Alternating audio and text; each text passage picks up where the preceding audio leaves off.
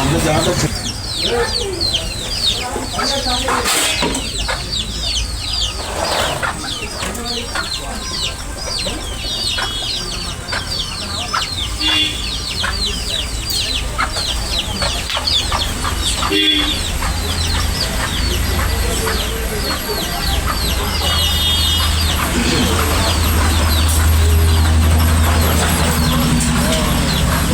لا حول ولا قوة إلا بالله العلي العظيم حسبنا الله ونعم الوكيل نعم المولى ونعم النصير أعوذ بالله من الشيطان اللعين الرجيم بسم الله الرحمن الرحيم الحمد لله الذي هدانا لهذا وما كنا لنهتدي لولا أن هدانا الله لقد جاءت رسل ربنا بالحق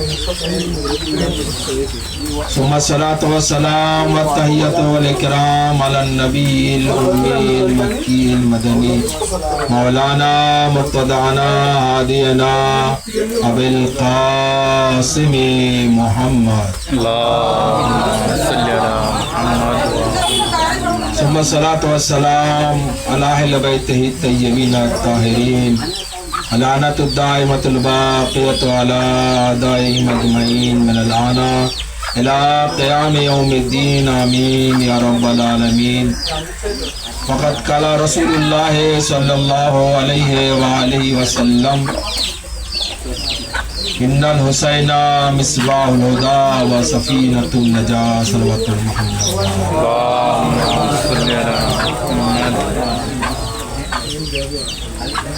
সমস্ত তারিফ ও প্রশংসা একমাত্র নিখিল বিশ্বাস হযরত রব্বুল ইজ্জত পরওয়ারদিগার আলমের জন্য, যিনি আমাদেরকে সৃষ্টি করেছেন। আলিমান ফাউন্ডেশন পক্ষ থেকে এই জায়গা শেষ মজলিস, ইনশাআল্লাহ যদি আরও এই মজলিসের পরে কোনো মজলিসে ঢুকতে চান তাহলে আমি আপনাদের জন্য খিদমতে হাজির আছি। একটি নজরের ব্যবস্থা আপনাদের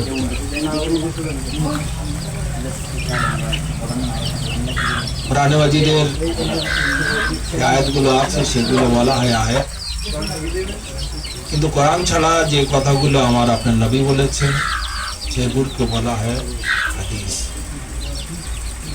আলহামদুলিল্লাহ, আজ প্রায় 8 দিন ধরে একই হাদিসে মুবারকার মধ্যে মাওলা হযরত ইমাম হুসাইন এবং আহলে বাইতের বৈশিষ্ট্য, আহলে বাইতের গুণাবলী আপনাদের সামনে বলার চেষ্টা করছি। হযরত ইমাম হুসাইন আলাইহিস সালামের জীবনী, হযরত ইমাম হুসাইন আলাইহিস সালামের সাওয়ানি উমরি আমাদের জন্য নমুনা আমল। ইমাম মানে রাহবার, ইমাম মানে লিডার। ইমাম আলাইহিস সালাম কারবালায় যে এসেছেন, উদ্দেশ্য ইমামের কারবালা আসার কি ছিল? আয়া উদ্দেশ্য এই ছিল কারবালা শহীদ হয়ে যাব, আমার জন্য আজাদারি হবে, আমার জন্য মজলিস হবে, মাতাম হবে, এই না এই আল্লাহর দিন বাজাতা।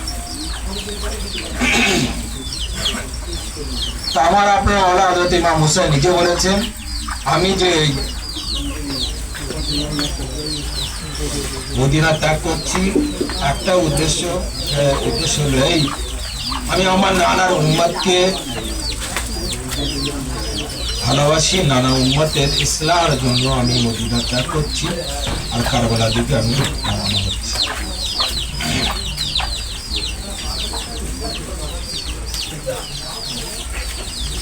ইমাম হুসাইন আলাইহিস সালামের জীবনী অনেক শুনেছি আর শুনতে থাকবো।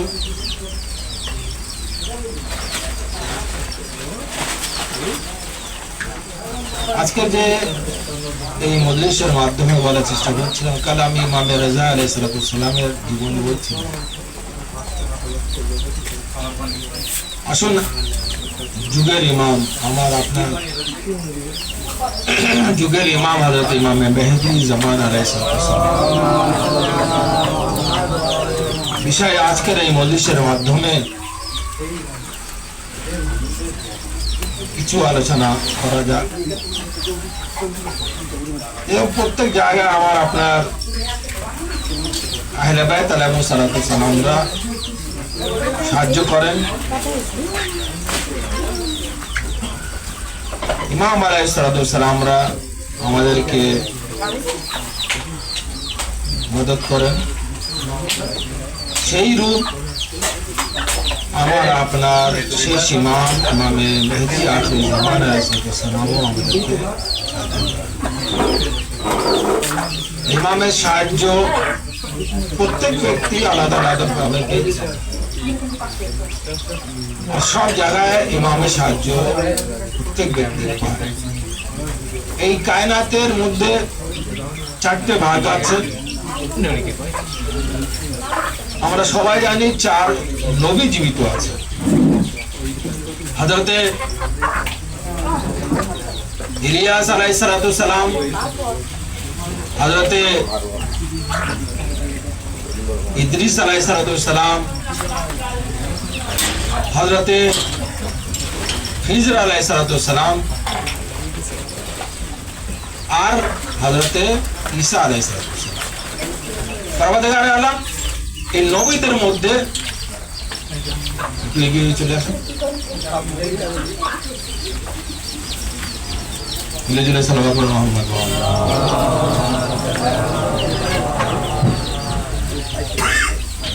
দুজন নবীকে আল্লাহ তাআলা পানির উপরে নিযুক্ত করেছেন। দুজন নবীকে আল্লাহ তাআলা হাওয়ার উপরে নিযুক্ত করেছেন। আমার আপনার ইমাম হযরত ইমামে মেহেদী জামান আলাইহিস সালামকে আল্লাহ তাআলা হাওয়ার উপরেও নিযুক্ত করেছেন এবং পানির উপরে নিযুক্ত করেছেন এবং মাটির উপরে নিযুক্ত করেছেন। ইমামে মেহেদী আপনাকে আর আমাকে কিভাবে সাহায্য, আর কোন কোন সময় ইমামে মেহেদী আমাদেরকে সাহায্য করেন আপনারা বারবার শুনেছেন।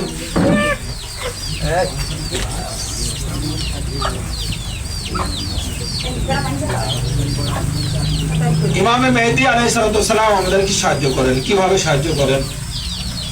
এই যে আমরা বলি, কাল বলেছিলাম 1 ফোঁটা,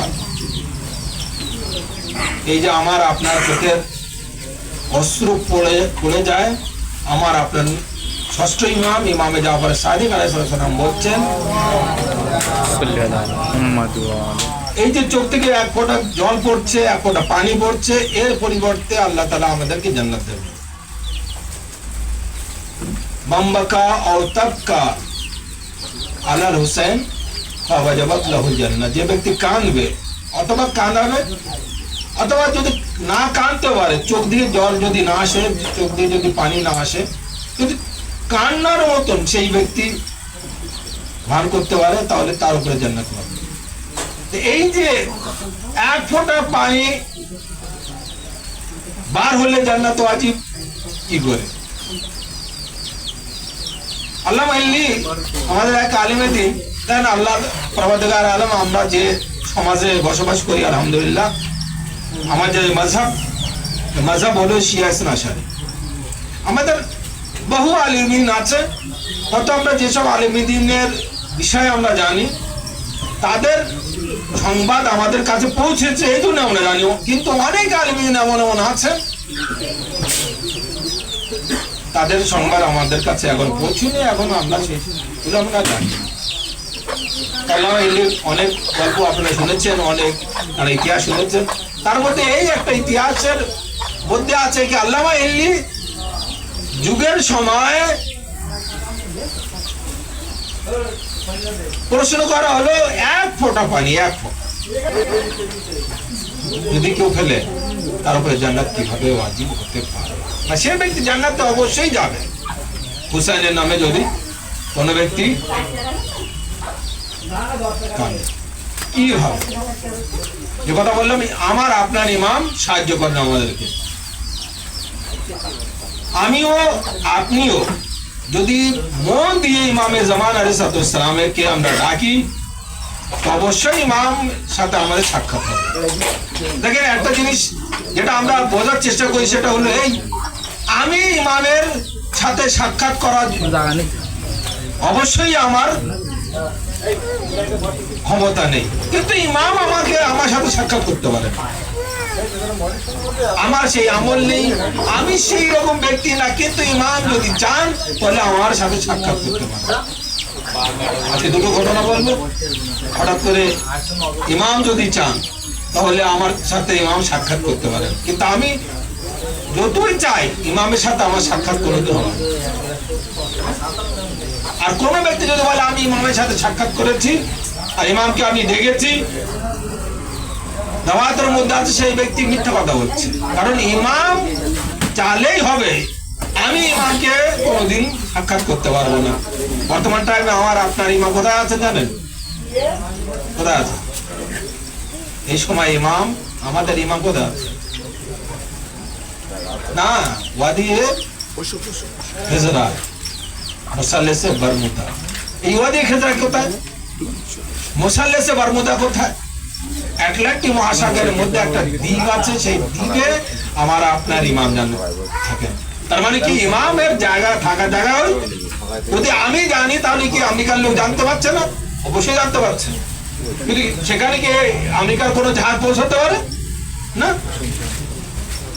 ইমাম চাইলে আমি আপনি পৌঁছতে পারবো, কিন্তু আমি যদি চাই ইমামের কাছে পৌঁছাবো কোনোদিন পারবো না। আর কোন ব্যক্তি এই কথা বলতে পারবে না আমি ইমামের সাথে সাক্ষাৎ করেছি। হ্যাঁ, দেখেছে, আপনি দেখেছেন, আমিও দেখেছি, কিন্তু এই কথা বলতে পারে ওই ইমাম। এটা পরে আমি আর আপনি বুঝতে পারবো কি ইমামের সাথে আমার আর আপনার সাক্ষাৎ হচ্ছে। আয়াতুল্লাহ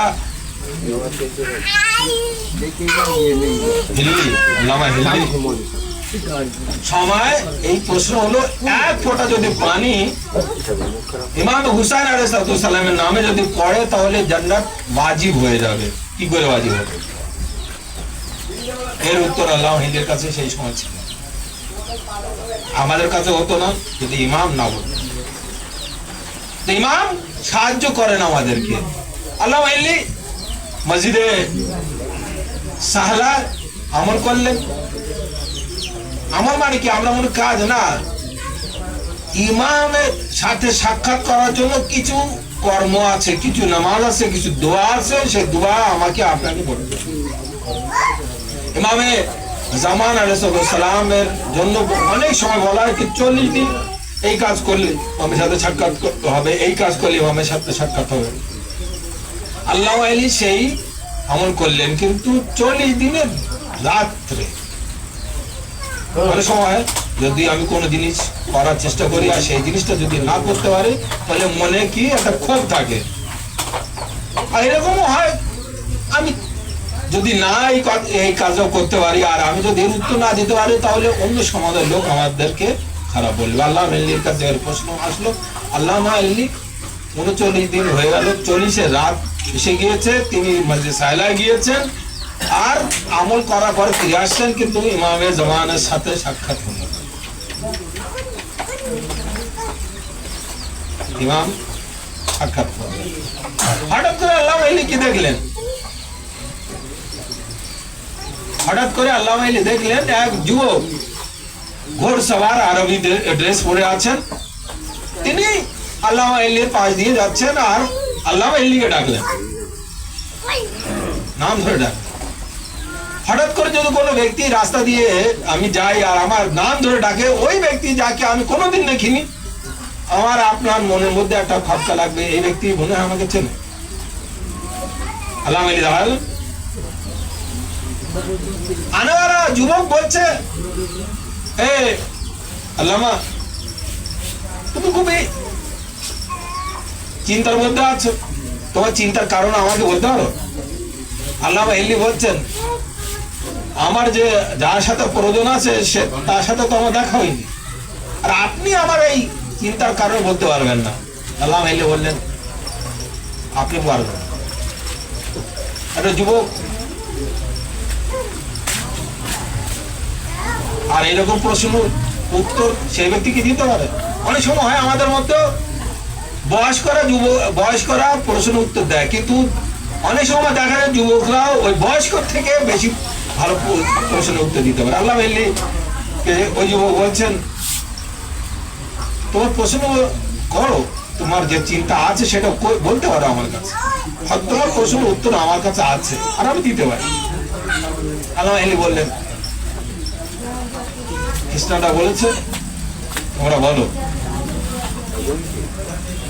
ইমাম হুসাইনের নামে এক ফোঁটা পানি যদি বার করা হয় জান্নাতে কি করে সম্ভব, কি করে?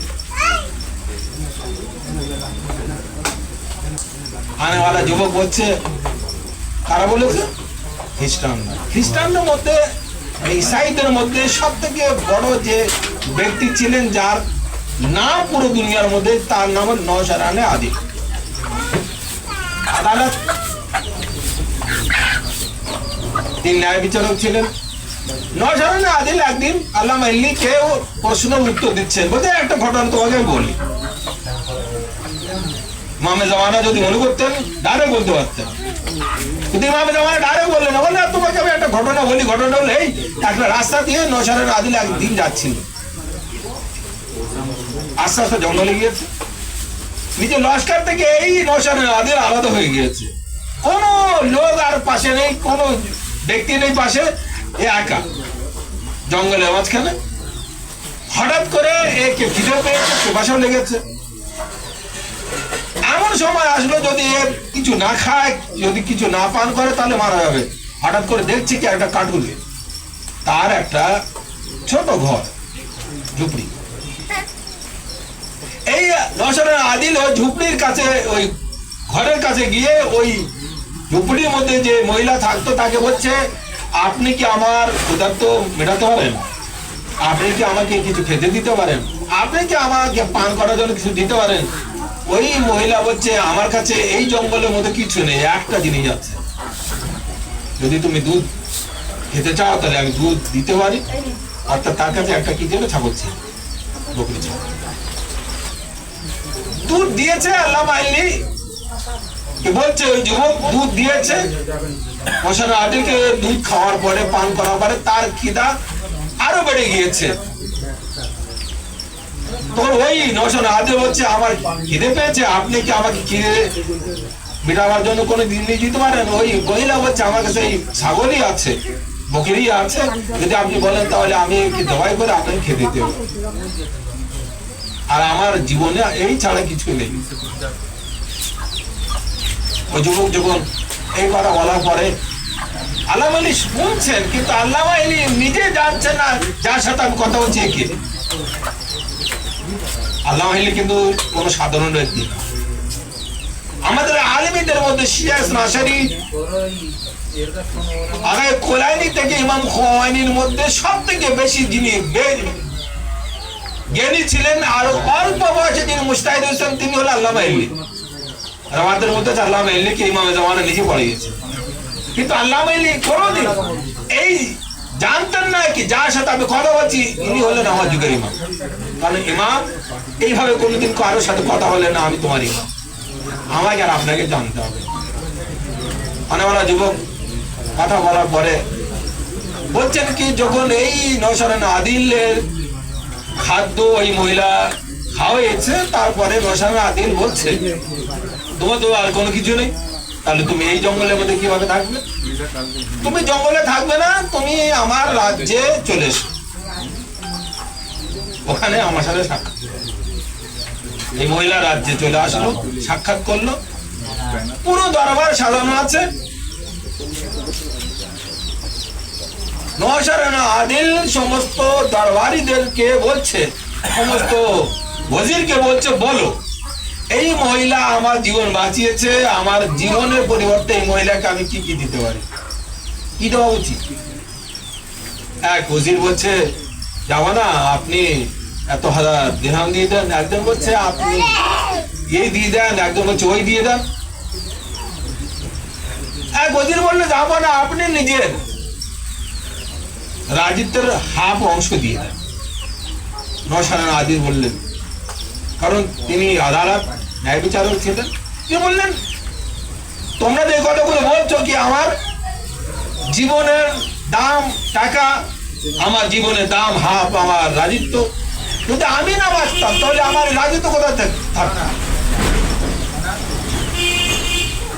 সমস্ত ওজিরা বলছে, হ্যাঁ আপন এটা তো ঠিক, আপনি যদি না বাঁচেন তাহলে আপনার রাজত্ব তো থাকবেই না। হচ্ছে নওশারা আদিল, আমি যদি না থাকি তাহলে আমার রাজত্ব থাকতো না, তাহলে আমার জীবনের থেকে বেশি দাম আমার রাজত্ব না, আমার জীবন। আর যে ব্যক্তি আমার জীবন বাঁচিয়েছে তাকে আমার যদি আমি রাজত্ব দেই তাহলে আমার জীবনের থেকে রাজত্ব বড়। নওশারা আদিলের এই ঘটনা আনেওয়ালা যুবক আল্লামা হেলিকে বলেছেন। যখন আল্লামা হেলিকে এই কথা বলেছেন, বলার পরে বলছে, তুমি বুঝতে পেরেছো হুসাইনের নামে এক ফোঁটা পানি বার করলে জান্নাত কেন হয়? আল্লামা হেলি বুঝে গিয়েছেন, কারণ কারবালায় হযরত ইমাম হুসাইন আল্লাহর নামকে বজায় রাখার জন্য নিজের কোনো জিনিস তিনি কোরবান করতে দ্বিধা করেন। তাহলে আল্লাহর উপরে এটা ফরজ, আল্লাহ হুসাইনের জন্য কি কি দেবে সেজন্য আমি বার বলি, এই যে আমরা কাজ করি, এই যে আমরা আমল করি, এই যে আমি মজলিস পড়ি, এই যে আপনি মজলিস শুনেন, আপনি নজর দেন, এর উদ্দেশ্য কি? জান্নাত না। জান্নাত একটা ছোট জিনিস, একটা ক্ষুদ্র জিনিস আল্লাহর কাছে। হুসাইনের নামের এই যেগুলো আমরা তাহলে ইমামে হুসাইনের নামে এক ফোঁটা যদি আমি পানি বার করি তাহলে অবশ্যই আমার জন্য। তার মানে এই না আমি অন্য কাজ করলাম না, শুধু বলিস সমস্ত কাজ করতে হবে, আগে ডিউটি তারপর আমার ডিউটি। যে কথা বলছিলাম, আর আমার এই কথা বলছি, ইমামে জামানা আলাইহিস সালাম কার সাথে কথা বলেন, কার সাথে দেখা করেন কেউ জানে না। আজ 1200 বছর ইমামে জামান আলাইহিস সালামের বয়স হয়ে গেছে।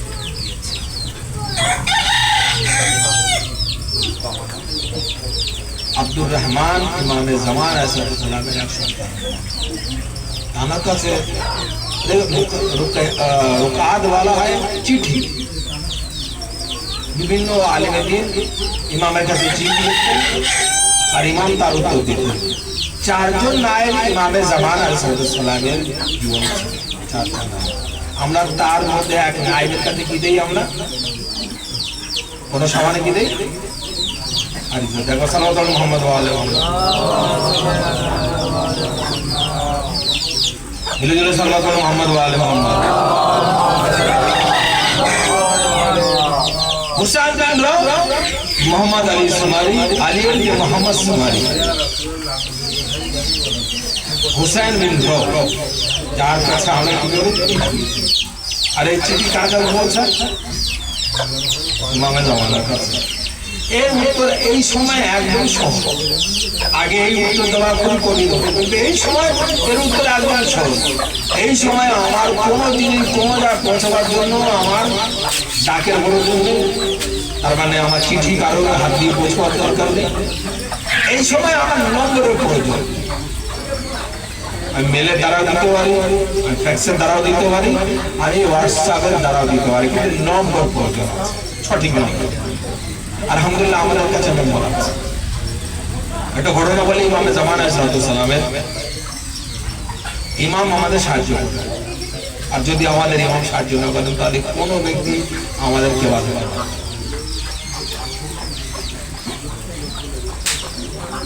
ইমামে জামান আলাইহিস সালাম বহু ঘটনা, তার মধ্যে একটা ছোট ঘটনা।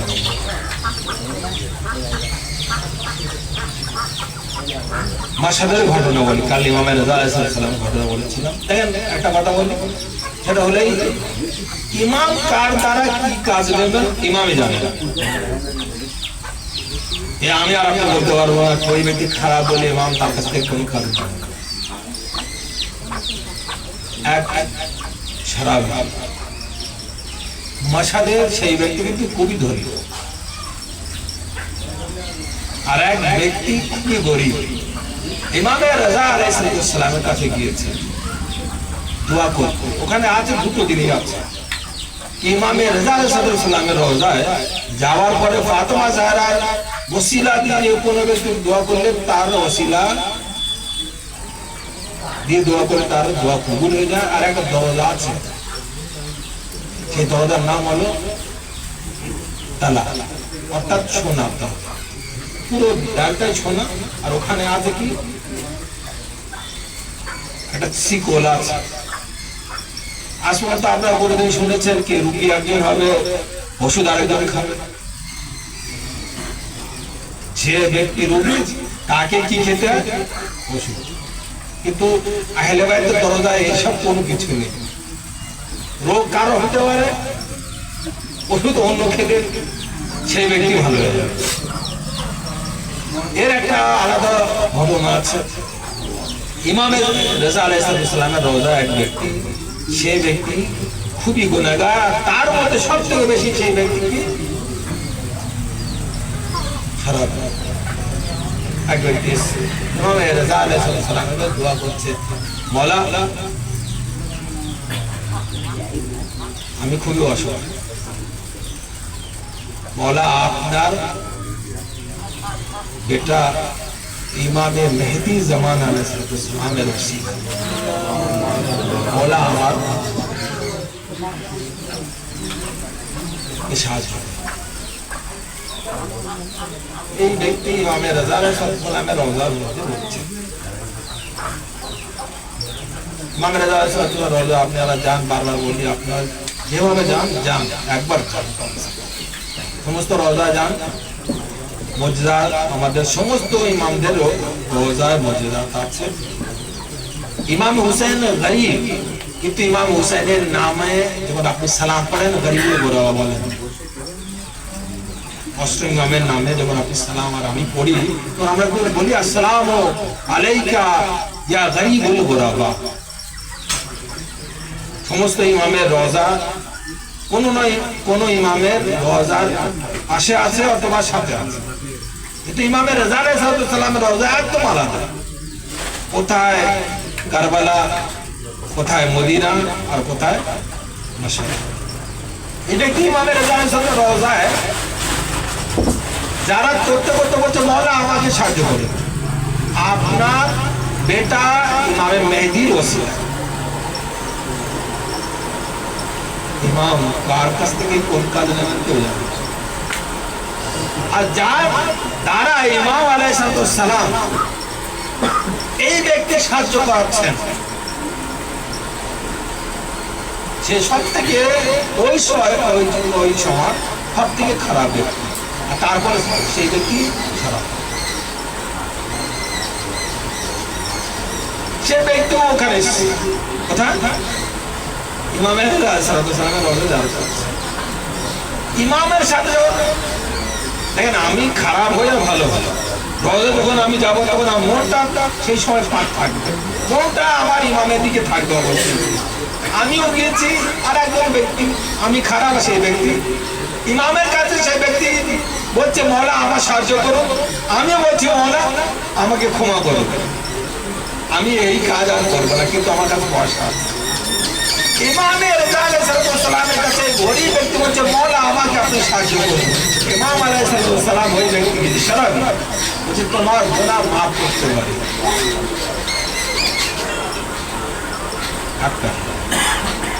এই কারণ হলো ওই ব্যক্তি যে তোমার পাশে আছে আমাকে স্মরণ করে আমাকে সাহায্য চাচ্ছে, ওই ব্যক্তির এত টাকা, নিরানি টাকা এত তুমি ওই ব্যক্তিকে দিয়ে দাও। ইমামের কাছে একজন চাচ্ছে, ইমাম আর একজনকে সরাসরি বলছেন তুমি ওই ব্যক্তিকে দিয়ে দাও। কিন্তু আমাদের মধ্যে এইরকম কোনো সময় হয় আমরা বিশ্বাস করতে পারবো,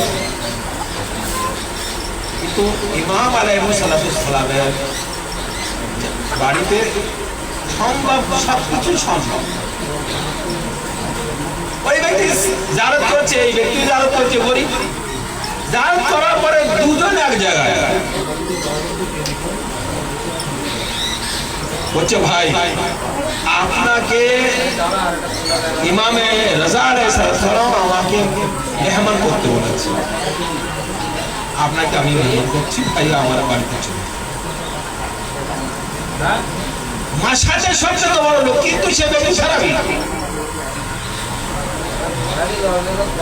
যখন এই ব্যক্তি গাড়িতে বসে ওই গরিব ব্যক্তি তার বাড়িতে গিয়েছে, আমি একটা ফকির ব্যক্তি যদি একটা এমএলএ বাড়িতে যাই, তার বাড়ির ব্যাপার দেখে তো একদম অবাক হয়ে যাব।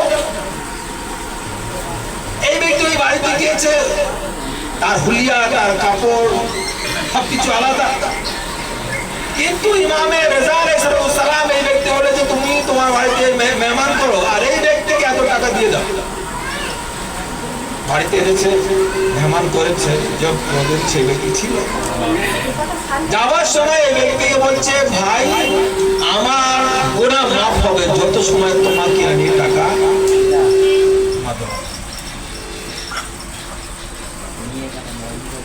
আমার গুনাহ মাফ হবে, আমি তোমাকে টাকা দিয়ে দেব।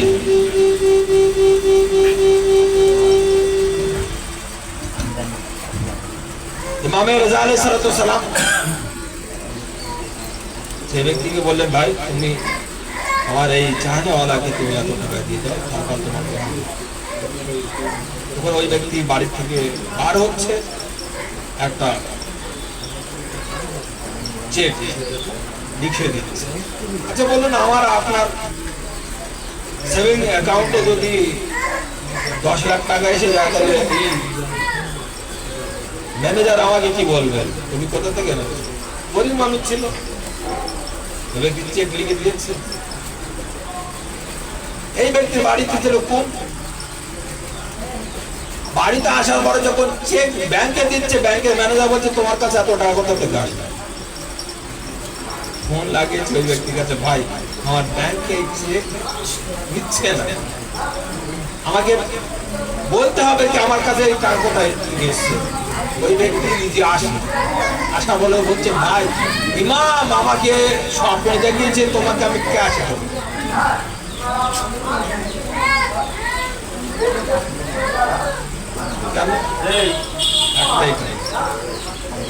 ইমামে জামান আলাইহিস সালাম ওই ব্যক্তিকে বলেছেন তোমাকে আমি মাফ করতে পারি, তোমার গুনাহ মাফ হতে পারে তুমি যদি আমার এক চাহনেওয়ালার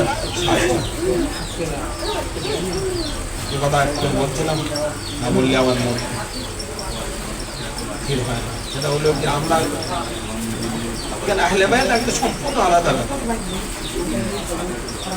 আহলে বাইতের জন্য কোনো জায়গায় কোনো মিসাল নেই, কোনো এক্সাম্পল নেই আহলে বাইতের জন্য। আহলে বাইতের বাড়িতে আসা বলে কি হতে পারে, আমার আপনার ব্রেনে আসতেই পারে না।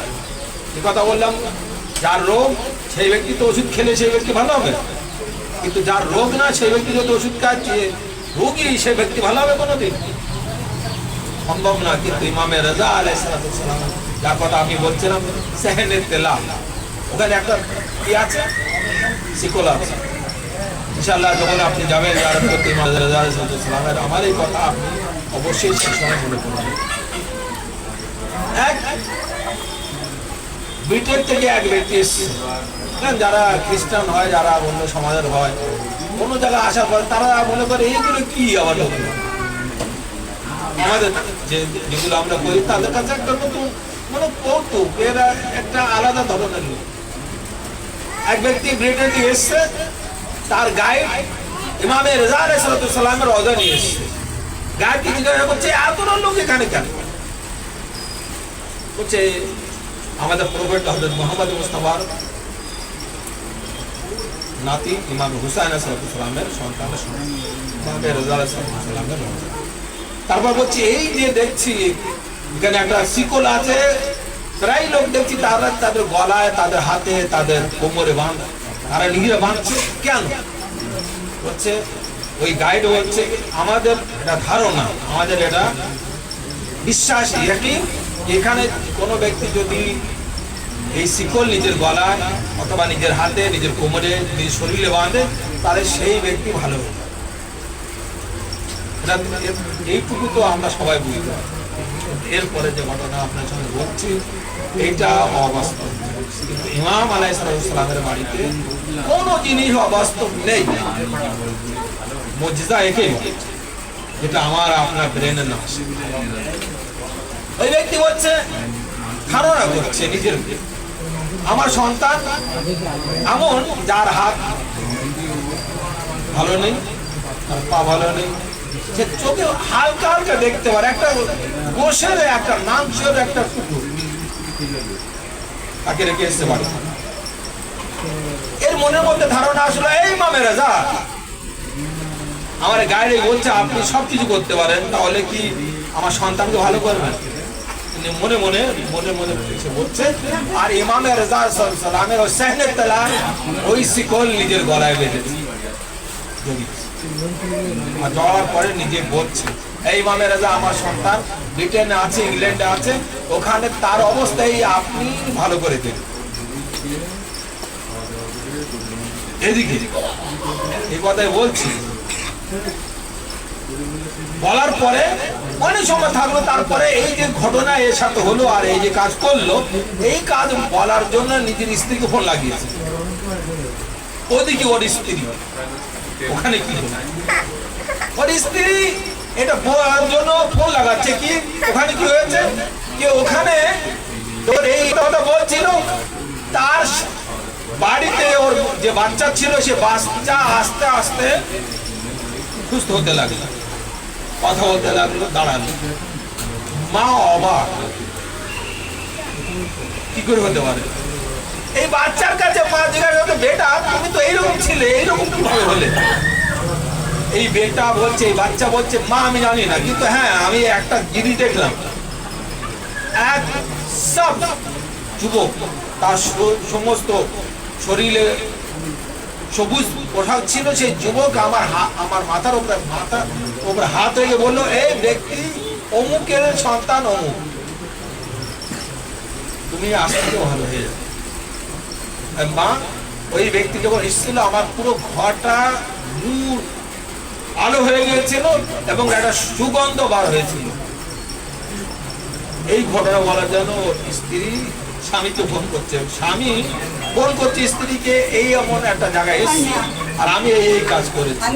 স্বামী জানে না বাড়িতে কি হয়েছে, স্ত্রী জানে না আমার স্বামী কোথায় গিয়েছে। কিন্তু এই যে ঘটনা হয়েছে এক অপরকে বলার জন্য ফোন এঙ্গেজ। কিছু সময় পরে স্বামী যখন আবার ফোন লাগিয়েছে, স্ত্রী বলছে আপনার ফোন কেন এঙ্গেজ যাচ্ছে? এই স্বামী বলছে তোমার ফোন কেন এঙ্গেজ যাচ্ছে? কারণ এক অপরের সাথে ফোন লাগাচ্ছে। তারপর বলছে কি আমি এমন একটা জায়গায় গিয়েছিলাম, মুসলমানদের অষ্টম ইমাম ইমাম রেজা আলাইহিস সালামের রওজায়, ওখানে একটা সেহন আছে, একটা দরজা আছে, তাকে বলে তালা, সেহনের তালা। ওখানে সবাই আমি দেখলাম যে যারা ওখানে ছিল, তারা যারা অসুস্থ ছিল, তারা ওই ইমাম রেজা আলাইহিস সালামের রওজার শিকল নিজের গলা দিচ্ছিল, বাবা ভালো হচ্ছিল। আমি মনে করলাম আমি যদি দিই আমার সন্তান ভালো হবে কি, আমি কিন্তু আজকে এইরকম দিয়েছি। তোর স্ত্রী বলছে আমার বাড়িতে একটা আজব ঘটনা হয়ে গিয়েছে। স্ত্রী কথা শুনে স্বামী জিজ্ঞাসা, কি আজব ঘটনা হলো? বললো তোমার সন্তান ভালো হয়েছে। ওষুধ কে খেয়েছে? বাবা ভালো কি হয়েছে?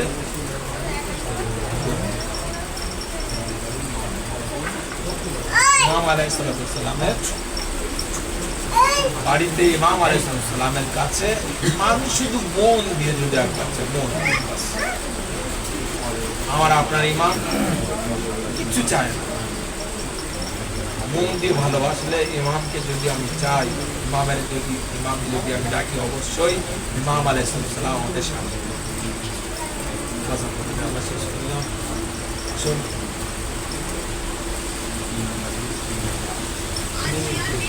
আজকে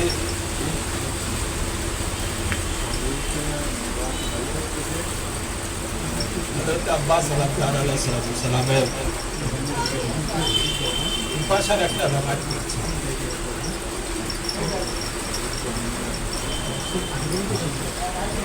হুসাইনি লস্করের আলমদার হযরত আব্বাস আলীর যত সময় কারবালার ময়দানে হযরত আব্বাস জীবিত ছিলেন, কোন ইয়েজিদি লস্করদের হিম্মত ছিল না হুসেনকে হুসেন বলে না।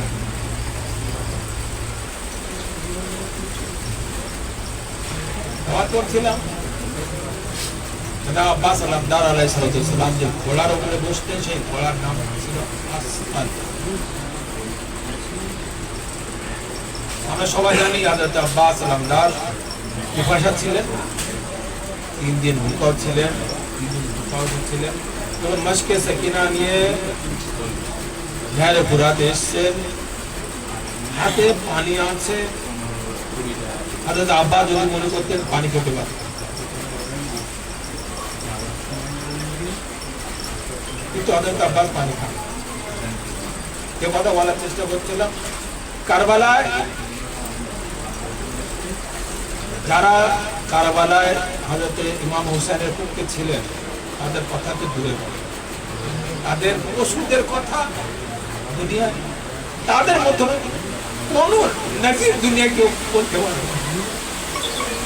আসআল যে হযরত আব্বাস আলামদারের ঘোড়া ছিল, হযরত আব্বাস আলামদার আসআলকে বলছে, কে আমার আসলে বাবা, তুমিও 3 দিনের ভূকা। আসলের তার মানে হযরত আব্বাস আলামদারের ঘোড়ার পাও কিন্তু পানি পেয়েছে, আর ইমামে হযরত আব্বাস আলামদারের পাও কিন্তু পানি পেয়েছে। আসলকে জনাবে আব্বাস বলছে, হে ঘোড়া, তুমিও পিপাসা আছো, তুমি পানি খেয়ে নাও। আব্বাস পানি দেখলেন, পানি খেলেন। আসল ঘোড়াও পানি খেলেন না। জানি না বেজমানিতে হযরত আব্বাসের ঘোড়া আসল হেমাটিকে দেখি কি বলতে চাচ্ছিলেন জনাব আব্বাস। মনে হয় বেজমানিতে বলছে, হে মওলা, আপনিও পিপাসা আছেন, আমিও পিপাসা আছি, কিন্তু খেমায় আপনার ভাতিজি পিপাসা আছে, আসল পানি। আমরা সবাই জানি, আর ইনশাআল্লাহ যখন আমরা যাব জিয়ারতে কারবালায়, এখন কিন্তু নেহরে ফুরাত অনেক দূরে, জনাব আব্বাসের যে রওজা আছে, আসল রওজা জনাব আব্বাসের রওজার চারিদিকে কিন্তু পানি। এই পানি কোথা থেকে আসে, কোথা থেকে যায়, কেউ জানে না। কিন্তু পানি আমরা শুনেছি, আমরা জানি এক জায়গায় যদি পানি বেশি দিন থাকে তাহলে পানি দুর্গন্ধ হয়ে যায়, পানির গ্যাস হয়ে যায়, রং বদলে যায়। 1400 বছর হয়ে গেছে হযরত আব্বাসের রওজার চারিদিকে যে পানি আছে তার না রং বদলেছে, না তার কোনো গ্যাস হয়েছে। জানি না হযরত আব্বাসের রওজার তাওয়াফ করতে করতে পানি বলছে, মওলা আপনি আমাকে গ্রহণ করেননি, তাহলে আমার সম্মান আর দুনিয়ায় নেই, আমি লজ্জিত আছি। এ মওলা আপনার খায়মায় পানি পৌঁছেনি, এ মওলা আপনার রওজার পাশে থাকবো, আমি নিজেকে লজ্জিত মনে করব। আমরা দোয়া দেব, মওলা দাদা 8 দিন ধরে আপনারা এখানে বিদেশে আসছেন, আপনার এই আশাকে অবশ্যই ইমামে হুসাইন আলাইহিস সালাম কবুল করবে। আগামী বছর আমরা বেঁচে থাকবো কি থাকবো কেউ জানে না, কিন্তু ইনশাআল্লাহ এরকম বলতে সমস্যা। আব্বাস আলামদারের ছোট একটা ঘটনা বলি আর আপনাকে জানার শেষ করব। সবার মাথা নেজায় ছিল, আব্বাসের মাথা কিন্তু নেজায়। মাথা যখন নেজার উপরে রাখা হয় হযরত আব্বাসের, শুধু পড়ে যাবে। যখন বারবার পড়ছিল, কেউ বলুন আসলে কার কাছে জানে, আমার আপনার মাওলা হযরত সৈয়দ সাজ্জাদের কাছে চাবুক মারছিল। আর বারবার বলছি, রে সৈয়দ সাজ্জাদ, তোমার চাচার মাথা নোকে নেজা বলদ কেন হচ্ছে? জনাবে সৈয়দ সাজ্জাদ আসলেন।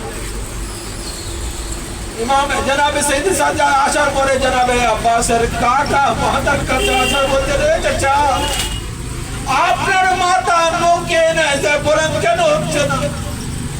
জনাবে আব্বাসের কাকা মুন্ডু থেকে আওয়াজ হচ্ছে, এই বেটা সৈয়দ সাজ্জাদ, আমি কিভাবে আমার মাথা নোকে নেজা বুলন্দ হবে? আমি দেখছি আমার মা বোনদের মাথায় চাদর নেই, বাস শেষ করলাম। যখন জানাবে আব্বাসের, কারণ দরবারে এজিদে সমস্ত যখন মাথাগুলো এসেছিল, সবার মাথা যখন আসছিল, চোখ খোলা ছিল, ইমাম হুসাইনের চোখও খোলা ছিল, সবার চোখ খোলা ছিল, সবার মাথা প্রত্যেক আহলে হারামের ব্যক্তিরা আলাদা আলাদা দেখছিল। একটা মাথা ছিল, জানেন কার মাথা? সে অন্য কারো মাথা না, হযরত আব্বাসের মাথা। রওয়ায়াত বলছে, যত সময় জনাবে যায়েনব সালামুল্লাহ আলাইহা মাথার কাছে যাননি, মাথা ওই চোখ বন্ধ ছিল না, খোলা ছিল।